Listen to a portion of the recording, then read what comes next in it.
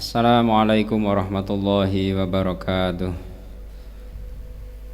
Ila hadratin Nabil Mustafa sallallahu alaihi wasallam, thumma ila hadrati akhwani minal anbiya'i wal mursalin wal awliya'i wasyuhada'i was salihin wal ulama'il musannifin al-amilin khususan Syekh Abdul Qadir Jilani wa Syekh Bahauddin An-Naqsyabandi wa Syekh Abil Hasan Asy-Syadzili wa khususan al-Imam Asy-Syafi'i wa khususan Syekh Izzuddin ibn Abdus Salam wa Syekh An-Nasir wa jami' muassis Manhajul Huda.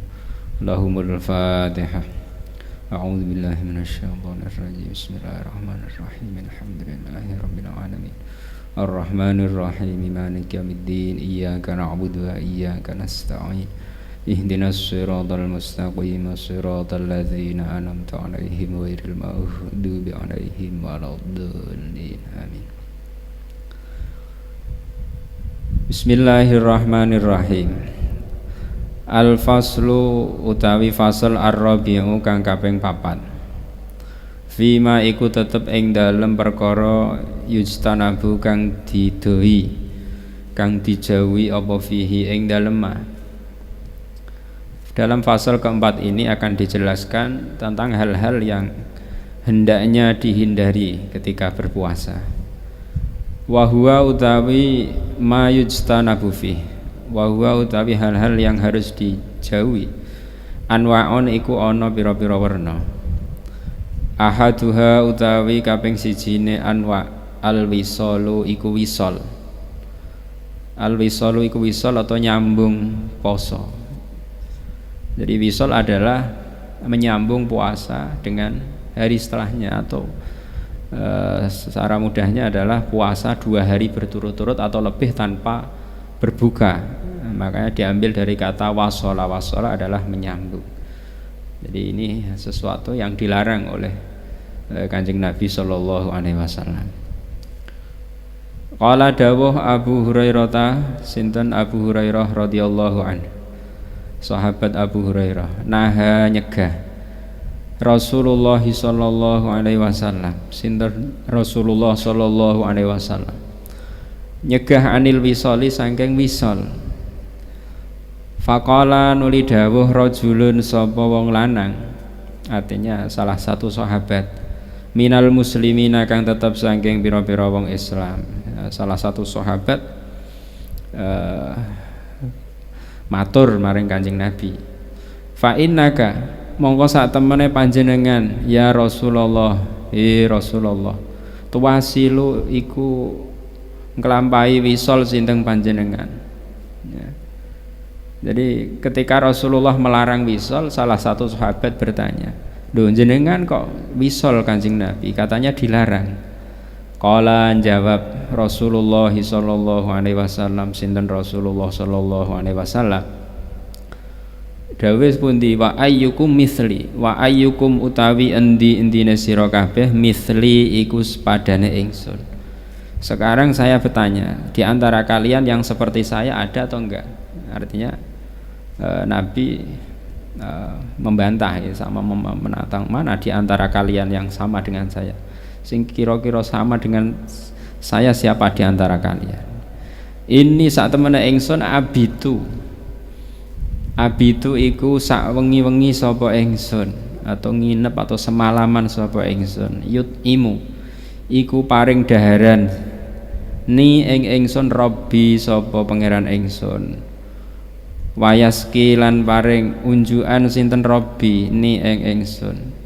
Saya itu setiap malam diberi daharan, diberi minuman oleh Allah Subhanahu wa taala. Lah kalau kalian, artinya meskipun Nabi melakukan puasa wisol ya, tidak berbuka selama 2 hari ya, maghribnya mulai maghrib petang tidak makan tidak minum, nyambung sampai puasa besoknya, Nabi tidak merasa lapar dan haus karena syarat langsung diberi makan dan minum oleh Allah Subhanahu wa ta'ala ya.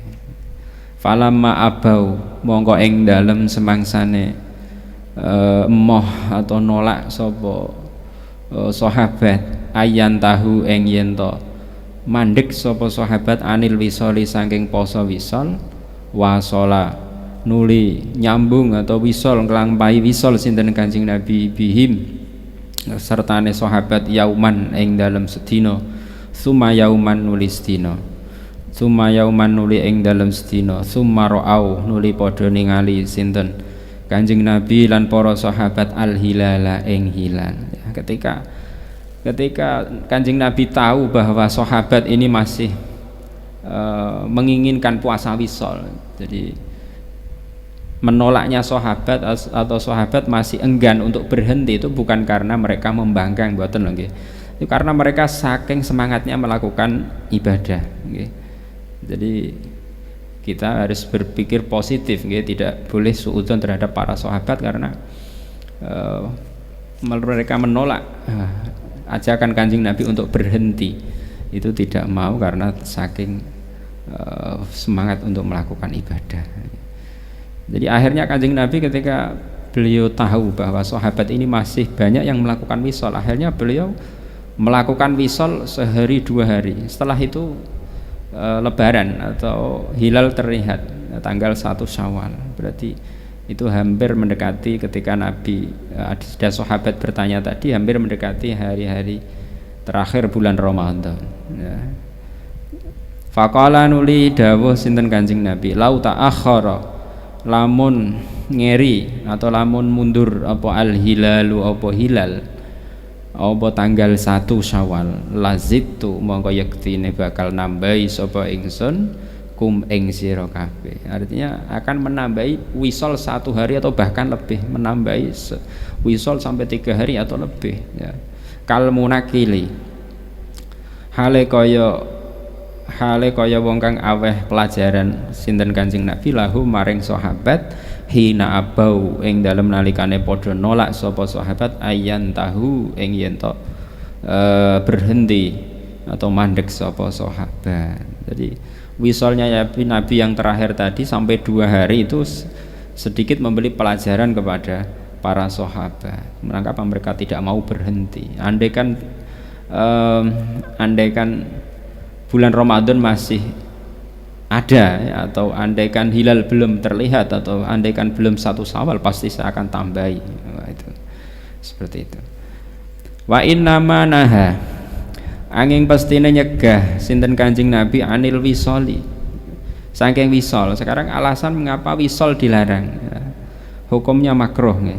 5 krana perkara fihi kang tetep ing dalem min it'afil kuwa nyatane melemahkan kekuatan wa itmaril ajsadi lan dadekake kuruse awak, kuruse pira-pira awak. Jadi dampak dari puasa wisol adalah bisa melemahkan kekuatan, loyo ndadosaken loyo dan tubuh ini akan menjadi kurus ya. Min ghairi ibadatin saking tanpa ibadah karena puasa wisol itu tidak dianjurkan maka tidak dianggap ibadah, berarti menyiksa diri sendiri seperti itu. Wa amar rasulu anapun utawi Rasulullah sallallahu alaihi wasallam wa ingkana hadis senajan ono akluhu apa dahare Rasulullah wa syurbuhu lan ngunjuke Rasulullah inda rabbih ing dalem mungguhe pangerane Kanjeng Nabi hakikatan hakikat iku nyata ya. Fa innahu mongko sak temene Kanjeng Nabi lam yuwasil iku mboten wisol sinten Kanjeng Nabi ya.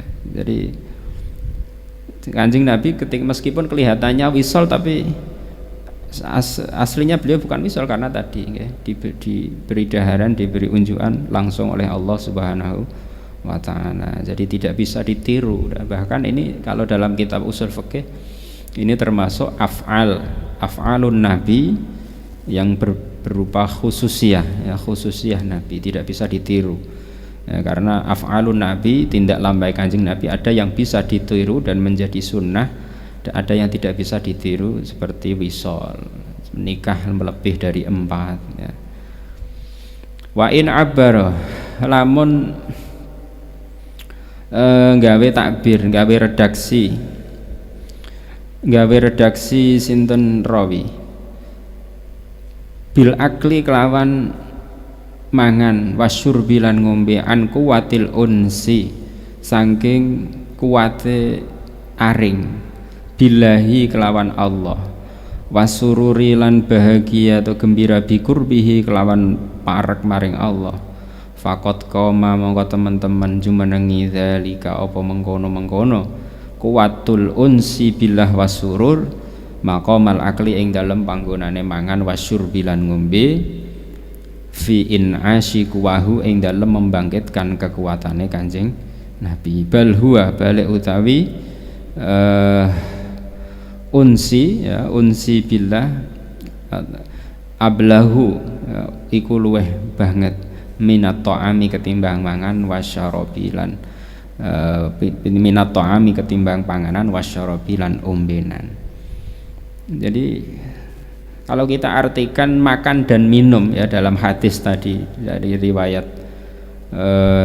hadis tadi kan memakai innama ayut imuni wayaskini. Jadi Allah memberikan saya makan dan minum. Andai kan yang dikehendaki makan dan minum di sini adalah kekuatan yang dihasilkan dari merasa nyaman, gembira karena beliau dekat dengan Allah, yang secara zahir dibahasakan makan minum, bahkan ketika yang diartikan seperti itu malah lebih balik, artinya lebih ablaq, lebih kuat daripada makan dan minum. Jadi rasa nyaman kepada orang yang dekat dengan orang yang dikasihi ya, dalam hal ini adalah Allah, itu menjadikan seseorang tidak haus dan tidak lapar. Jadi itu kalau diartikan to'am dan syarab itu adalah al-unsu. Asani utawi kang kaping pindho, hal-hal yang perlu dijauhi yang nomor 2 adalah al-qiblatu iku ngambung atau mencium. Mencium di sini adalah kepada perempuan yang halal atau wanita yang halal, ya, istri. Qalat dawuh Aisyah tu sinten Sayyidah Aisyah radhiyallahu taala anha. Kana ana Rasulullah sallallahu alaihi wasallam yuqabbilu iku mencium sinten Kanjeng Nabi wa huwa hale utawi Nabi shaimun iku berpuasa. Jadi ini langsung diceritakan oleh Sayyidah Aisyah ya. Sayyidah Aisyah adalah istri Nabi yang paling banyak meriwayatkan hadis dari Nabi. Jadi, beliau pernah bercerita bahwa waktu Nabi sedang puasa beliau mencium ya, Allah alam yang dicium mungkin juga Sayyidah Aisyah gitu. Wa yubashiru lan gegepokan sinten Kanjeng Nabi, artinya bersentuhan kulit ya, dengan Sayyidah Aisyah, bersentuhan atau bermesraan lah, mesra. Wa huwa hale utawi Kanjeng Nabi shaimun iku sedang puasa. Walakinnahu tetapi ne Kanjeng Nabi amlakuhum iku paling milikine wong akeh, paling bisa menahane wong akeh li arabihi, atau ada yang membaca li irbihi, li arabihi maring hajate Nabi. Jadi masih lanjutan dari hadis yang diriwayatkan oleh Sayyidah Aisyah, meskipun Nabi mencium beliau Sayyidah Aisyah bermesraan waktu sedang puasa, tapi Nabi tidak bisa dibandingkan dengan orang lain ya. Nabi adalah orang yang paling bisa menahan gejolak, menahan nafsu, bisa menahan keinginan atau hasrat. Faman mongko utawi sapane wong kana iku ana sapa man syekhon iku wong tuwa.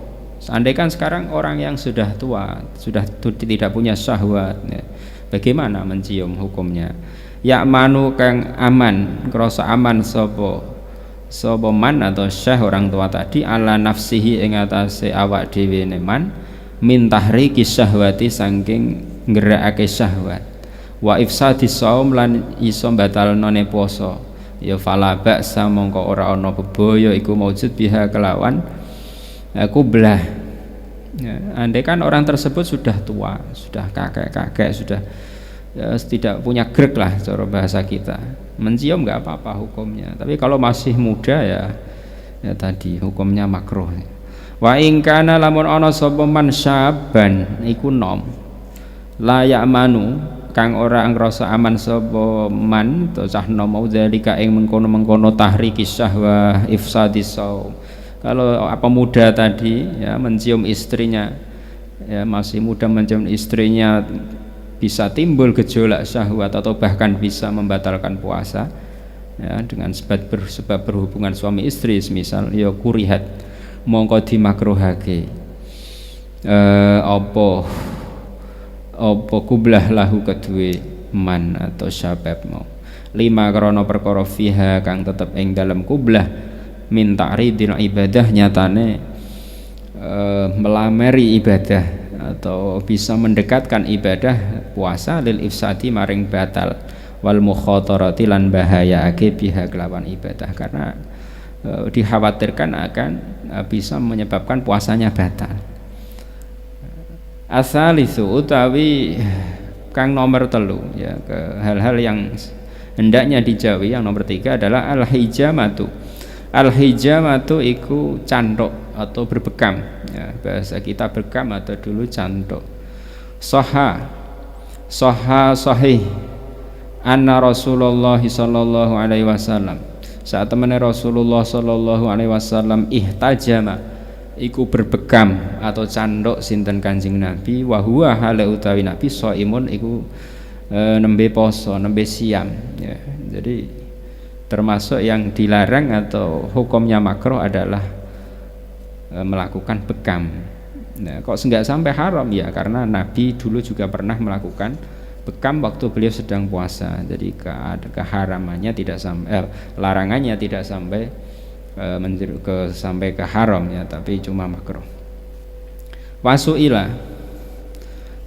lan disuwuni perso. Jadi candok kalau zaman dulu itu memakai apa namanya sungu ya, sungu atau tanduk seperti tanduk sapi atau tanduk rusa dengan cara dihisap oleh orang yang ahli ya, memakai silet ya, terus dihisap.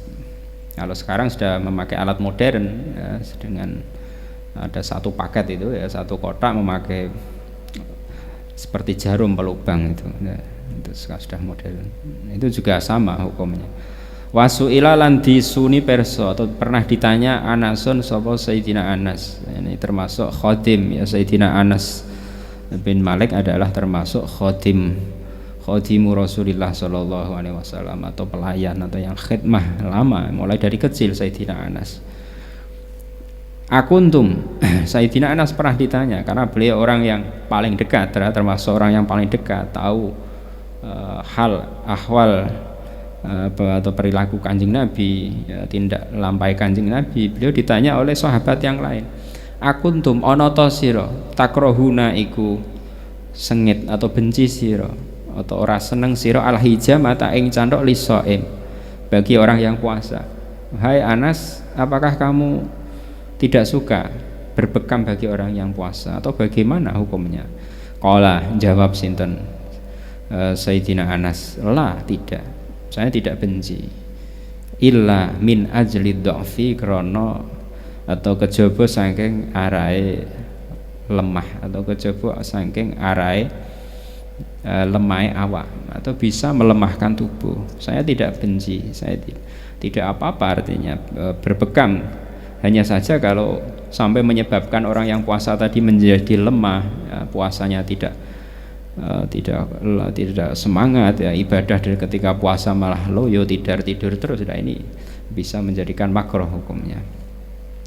Faman mongko utawi sapane wong at'afat iku iso ndadekake lemahu ing man al hijamatu apa canduk kuriha mongko dimakruhake apa hijamah lahu kedue man. Nah, berarti hijamah atau berbekam ketika bisa menjadikan seseorang lemah dalam berpuasa ya, loyo ini bisa dihukumi makruh. Idzla ya'manu krana ora aman sapa man minal fitri sangking muka karena berpotensi menjadikan dia batal puasanya. Au min thiqalil ibadah atau krana sangking abote ibadah alaihi ing atase man fayatabarramu nuli dadi rasa-rasa dadi bosen sapa man biha kelawan ibadah. Ya fayakrahu akhirnya dia benci atau dia benci ibadah Allahi ing nyembah maring Allah atau beribadah kepada Allah. Akhirnya dia merasa bosan, capek dan merasa berat. Nah, itu adalah efek dari berpegang. Ar-rabi'u utawi kang kaping papat, al-kuhlu iku memakai celak, iku celaan ya, hal-hal yang hendaknya dijauhi adalah memakai celak. Kita ketahui memakai celak itu adalah juga dianjurkan bagi laki-laki ya, bukan hanya perempuan saja. Kalau di masyarakat kita mayoritas di Indonesia kan laki-laki memakai celak itu kan dianggap tabu, dianggap aku kok celaan. Nah, biasanya seperti itu, padahal hukumnya sunnah, dianjurkan. Karena untuk apa? Karena untuk menyehatkan mata. Ketika sinar matahari ini terik, ya salah satu agar melindungi mata adalah dengan cara memakai celak. Karena Anasun sopo Sayyidina Anas, ya, masih diriwayatkan dari Sayyidina Anas. Yaktahilu iku nganggo celak atau ngagem celak sinten Sayyidina Anas, wa huwa hale utawi Sayyidina Anas iku shaimun nembe poso. Jadi dari tindak lampai Sayyidina Anas memakai celak itu bisa kita ambil kesimpulan bahwa itu juga pernah dilakukan oleh Kanjeng Nabi, karena beliau orang yang dekat, termasuk orang yang sangat dekat dengan Nabi. Loh, Sayyidina Anas celaan nggak apa-apa di bulan puasa, berarti hukumnya nggak apa-apa. Wa qala al-A'mash, dawuh sapa al-A'mash, ma ra'aitu ora ningali sapa ingsun ahadan wong suci min ashabina kang tetep saking pira-pira ashab kita yakrohu iku hatta hale gedeng sengit sapa ahad al-kuhla ing celaan lisaim. Tidak ada. Dawe A'mash, wallahu alam, A'mash ini tabi'in atau tabi'in ya. Jadi beliau melihat orang-orang yang sepantaran ya, ulama sezamannya, beliau tidak pernah melihat mendengar ada yang melarang ya memakai celak ketika berpuasa. Wala farqa ora ono perbedaan iku mujud bainal kuhli antarane celak al-hadi kang tajam, alladzi kang yanfuzu kang iso tembus apa alladzi ilal hulqum maring tenggorokan, wa baina ghairihi lan sak ing dalem antarane liyane al-kuhlu al-had.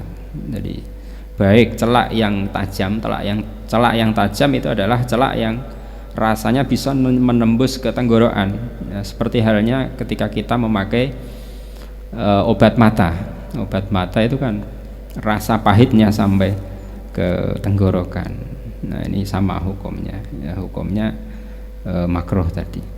Wal aula utawi kang luwih utama ijtinabuhu iku ngedoi atau menjauhi kuhal, khurujan krana metu min khilafil ulama, saking khilafe ulama ya, karena ada ulama yang melarang atau mengatakan haram ya, yaitu Imam Malik. Jadi mazhab Maliki mengatakan bahwa memakai celak ini hukumnya haram, sedang mazhab kita hukumnya makruh ya, dalam kaidah fiqhiyah, kaidah fikih al-khuruj minal khilaf sunnatun, keluar dari khilaf ulama hukumnya sunnah. Al-khamisu utawi kang nomor 5, al-istinsyaku iku ngisep banyu irung atau menghisap air ke dalam hidung fil wudu'i ing dalam wudu. Nah, ini banyak disinggung dalam kitab-kitab fikih seperti kitab Tahrir yang kita pelajari di madrasah atau kitab Fathul Qorib dan Fathul Mu'in, banyak sering disinggung ya. Jadi istinsyak itu hukumnya aslinya sunnah ketika wudu ya, menghisap air ke dalam hidung. Mubalaghah atau banget ya, keterlaluan itu juga sunnah, tapi bagi orang yang puasa ini hukumnya makruh. Jadi hukum asal istinsyak dengan cara mubalaghah dihisap ya, dihisap sampai ke atas ya, artinya sampai benar-benar ke atas ya, istilahnya mubalaghah, hukumnya sunnah. Tapi ketika berpuasa ini menjadi hal yang dilarang karena mengkhawatirkan air yang dihisap tadi bisa tersedot, akhirnya masuk ke dalam tenggorokan ya, bisa membatalkan puasa. Qala dawu sinten Rasulullah sallallahu alaihi wasallam lil Qaid ibni Sabrah, maring sahabat Qaid bin Sabrah, Nabi pernah dawuh kepada sahabat Qaid, asbihil wudu, asbih nyempurnakno sira al wudu ing wudu, hai qaid sempurnakanlah wudumu, artinya melakukan kesunahan secara total ya. Wa khallil nyela-nyelani sapa sira bainal asabi ing dalem antarane pira-pira driji, terus jari-jarimu di sela-selai memakai dengan cara tasbih ya, dengan cara di ngapurancang ketika di tangan semuanya. Wabaligh lah ini, wabaligh lan banget-banget sira fil istinsyaki ing dalem oleh ngisep banyu irung. Terus kowe nek wudu hendaknya air yang kamu sedot ini dengan cara yang sungguh-sungguh mubalaghah. Illa antakuna kejaba yen ta ana sira iman iku lagi poso, kecuali kamu berpuasa. Nek kamu berpuasa jangan mubalaghah. Fanaha nuli nglarang sinten Kanjeng Nabi anil mubalaghah saking banget no lima krono perkara fidzalika kang tetep ing dalem mengkono-mengkono mubalaghah fil istinsyak minal mukhatarati nyatane membahayakan bil ibadah kelawan ibadah wa ta'ridiha lan melameri ibadah bisa berpotensi mubalaghah mau lil ifsadi maring batalno puasa. Wallahu a'lam bishawab. Nah inilah mubalaghah dalam istinsyak mengapa dilarang ya, alasannya dua, karena satu bisa membatalkan puasa ya, membahayakan puasa itu sendiri ya. Demikian untuk pertemuan kali ini. Wallahu a'lam bishawab. Assalamualaikum warahmatullahi wabarakatuh.